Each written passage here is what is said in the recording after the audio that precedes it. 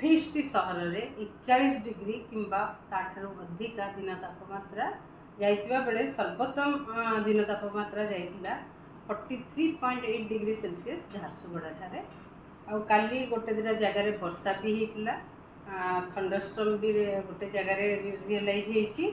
आगामी 5 दिन आम जो फोरकास्ट देचु राज्य रे अनेक स्थान रे ग्रीष्म प्रभाव रहिबा सहित किछि किछि जिल्ला रे प्रबल ग्रीष्म प्रभाव रहिबार संभावना रही। से पाणीपाग विभाग तरफ आगामी 5 दिन रेड अलर्ट जारी करा जाइछि। बेसिकली आज भी किछि जगह रे आगामी 24 घंटा किछि जगह रे सीवियर हीट वेव माने प्रबल ग्रीष्म प्रभाव रहिबार संभावना अच्छी।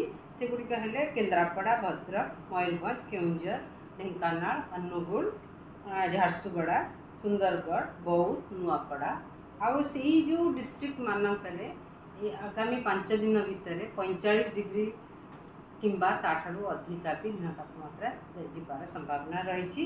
इवन भवानीपाटना, बलांगीर रे भी 45 डिग्री किंबा अधिका आगामी 5 दिन भितर जीवार संभावना रही।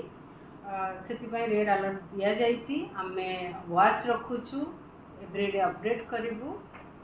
लोक मानू सतर्क रहा बहुत दरकार, खास करके वृद्ध लोक, शिशु आ गर्भवती महिला आ जो माने रोगी अच्छा से बहुत ध्यान देवार अच्छी। नॉर्मली साधारण लोक मानक भी ध्यान देवार बहुत जरूरी।